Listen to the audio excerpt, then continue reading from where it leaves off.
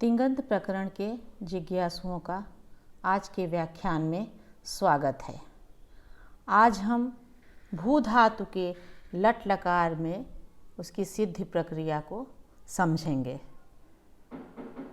किसी भी प्रकरण में जितना महत्वपूर्ण सूत्रों की व्याख्या को जान लेना होता है, उतना ही महत्वपूर्ण होता है उसकी साधनिका को विधिवत समझना।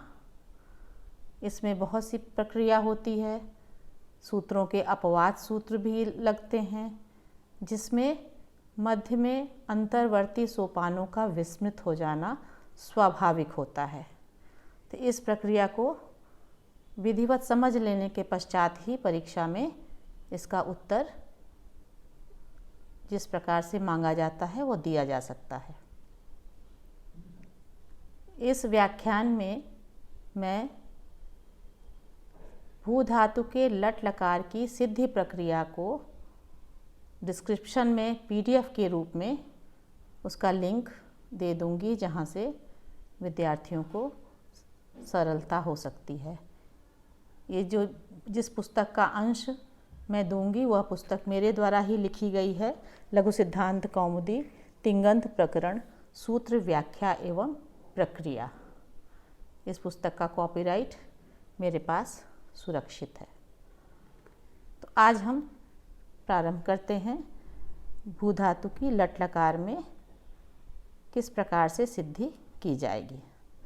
सर्वप्रथम भवति रूप है लट लकार प्रथम पुरुष एक वचन का रूप। इसकी सिद्धि में भू की भूवादयो धातुः से धातु संज्ञा होगी। भू सत्तायाम से भू धातु सत्ता अर्थ में विद्यमान अकर्मक धातु है।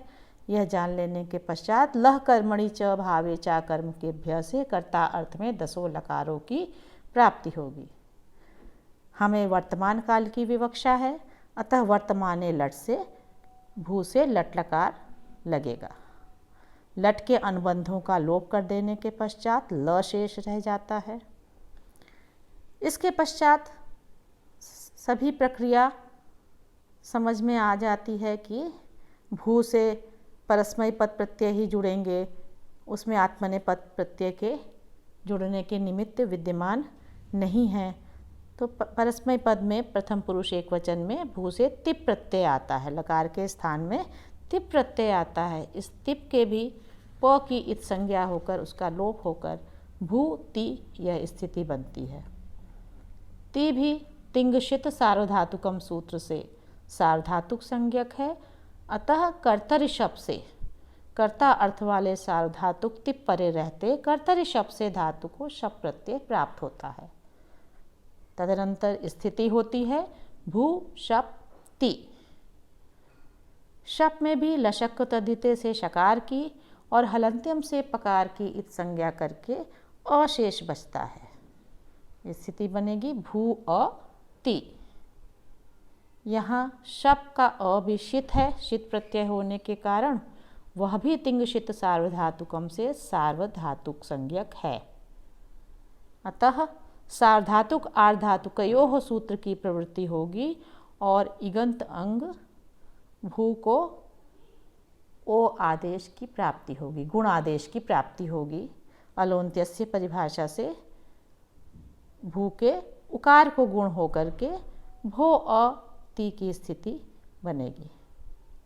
इसके पश्चात एचो यवा यावह सूत्र प्रवृत्त होगा संधि का, और भो के ओ को अव आदेश करने पर भव अ ति स्थिति होगी। अंततः अज्झीनम परेण संयोज्यम से स्वर रहित व्यंजनों को स्वर से संयुक्त करके भवति प्रयोग सिद्ध होगा। प्रथम पुरुष द्विवचन में भवतः रूप बनता है। इसकी साधनिका में भू की धातु संज्ञा और अर्थ इत्यादि स्पष्ट कर देने के पश्चात पुनः दसों लकारों की प्राप्ति होगी। वर्तमान काल की विवक्षा में लट लकार, लट के अनुबंधों का लोप करके भू ल की स्थिति होने पर, चूँकि हमें द्विवचन की यहाँ अपेक्षा है, अतः तस् प्रत्यय आएगा। तस में भी स की हलंत्यम से इत संज्ञा की प्राप्ति होगी, किंतु एक सूत्र है न विभक्तौ तुस्माह, जिसके अनुसार विभक्ति में स्थित तवर्ग, सकार और मकार इत संज्ञक नहीं होते। इस कारण से तस के सकार की इत संज्ञा नहीं होगी। शेष प्रक्रिया पूर्ववत तस भी सार्वधातुक है। फलतः हमें भू शप तस यह स्थिति हुई शप की प्राप्ति होकर, शप के अनुबंधों का लोप भू अ तस। भू के उ को सार्वधातु का अर्धातुकयों से गुण करके भो अ तस एचो यवा यावह सूत्र की प्रवृत्ति कर देने पर भव तस यह स्थिति प्राप्त हुई। अंत में तस भवतस के सकार को ससजुषो रूह सूत्र से उ आदेश, सकार को क्षमा करें रू आदेश, रू में भी र की उपदेशे अजनुनासिक से इत संज्ञा और स्थिति बनी भव त र की भी खरवसाने विसर्जनीय सूत्र से विसर्ग आदेश कर देने के पश्चात भवतः सिद्ध हो गया। बहुवचन में भवंती रूप बनाना है। संपूर्ण प्रक्रिया पूर्ववत करके लकार के स्थान पर बहुवचन का प्रत्यय झी प्राप्त होता है। झी की भी सार्वधातुक संज्ञा, अतः कर्तरी शप से शप, शप के अनुबंधों का लोप भू अ झी स्थिति बनी। यहाँ पुनः भू के उ को भो आदेश सार्वधातुक अर्धातुकयों से भो अ झी एचो यवा यावह सूत्र की प्रवृत्ति भव अ झी। झोंतः, झोंतः सूत्र की अब यहाँ प्रवृत्ति होगी, जिसके अनुसार प्रत्यय के अवयव झ के स्थान पर अंत आदेश हो जाएगा। यहाँ झी में जो प्रत्यय का अवयव झ है उसके स्थान पर अंत आदेश करके स्थिति बनती है भव अंत ई। यहाँ भव के अ और अंत के अ का अतो गुणे से पररूप आदेश कर देने पर दोनों अ के स्थान पर बाद वाला अ हो जाएगा। अतो गुणे सूत्र की प्रवृत्ति यहाँ होगी तो भवंती रूप सिद्ध हुआ। मध्यम पुरुष एक वचन में भवसी की सिद्धि में लकार के स्थान पर मध्यम पुरुष एक वचन का प्रत्यय सिप उपस्थित होगा। भू सिप की स्थिति बनने पर सिप के अनुबंधों का लोप करके भू सी। यहाँ भी सिप भी सार्वधातुक है, अतः कर्तरी शप से उसके परे रहते शप प्रत्यय की प्राप्ति, अनुबंधों का लोप करके भू अ सी। संपूर्ण प्रक्रिया पूर्ववत चलेगी भो अ सी और एचो यवा यावह से भव अ सी अझीनम परेण संयोज्यम से स्वर रहित व्यंजनों को संयुक्त करके भवसी सिद्ध हुआ। द्विवचन में भवथः रूप बनाएंगे। मध्यम पुरुष द्विवचन में भवथः, भू धातु से लट लकार, लट में ल, इसके स्थान पर मध्यम पुरुष द्विवचन का प्रत्यय थस आया। यहाँ भी शप की प्राप्ति, शप के अनुबंधों का लोप और इगंत अंग को गुण कर देने के पश्चात भो अ थस यह स्थिति प्राप्त हुई। भवतस के समान ही थस में भी सकार के इत संज्ञा की प्राप्ति हो रही थी, किंतु न विभक्तौ तुस्माह की प्रवृत्ति हो जाने से यहाँ पर सकार की इत संज्ञा नहीं होगी और लोप नहीं होगा। फलतः हमारे पास अंत में थस का स बचेगा, जिसे ससजुषो रूह से रू आदेश करके और उकार की इत संज्ञा एवं लोप करके भवथ र स्थिति हुई। खरवसाने विसर्जनीय से विसर्ग आदेश करके भवतः सिद्ध हुआ। अब भवथ मध्यम पुरुष बहुवचन में भवत, इसकी प्रक्रिया भी आसान है। लट के स्थान पर थ, फिर भू शप थ, शब्द के अनुबंधों का लोप भू अथ, भू के को गुणादेश भो अथ, भव अथ संयुक्त करने पर भवथ यह रूप निष्पन्न हुआ। उत्तम पुरुष में भवामि रूप बनेगा।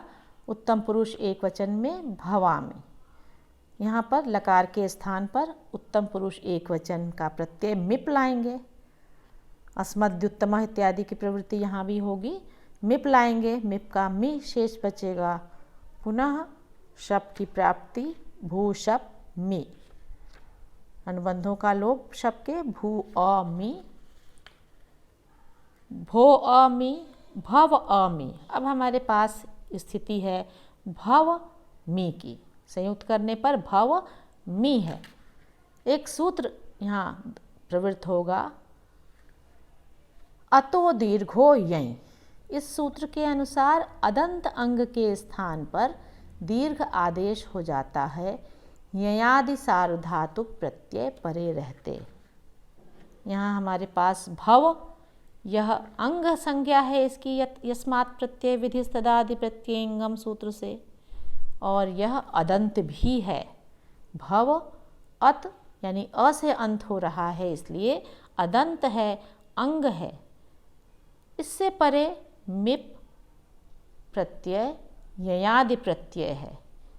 यह प्रत्याहार का वर्ण है म, तो उसके आदि में रहते अतो दीर्घो यई सूत्र की प्रवृत्ति हो जाएगी और अदंत अंग भव के स्थान पर दीर्घ आदेश करके भवा मी स्थिति हुई।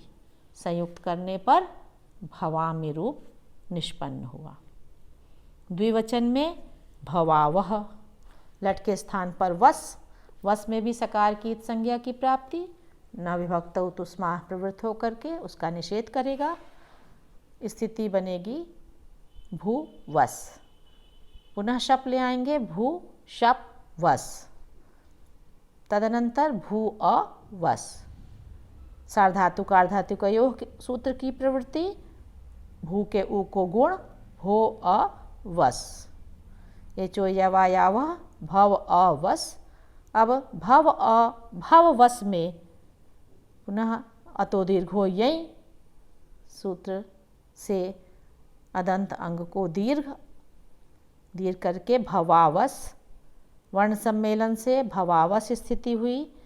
यहाँ भी ससजुषो रूह सूत्र प्रवृत्त होकर के स को रू आदेश, रू में र से शेष बचा, उस र की भी खरवसानयो विसर्जनीय से विसर्ग होकर भवावह सिद्ध हुआ।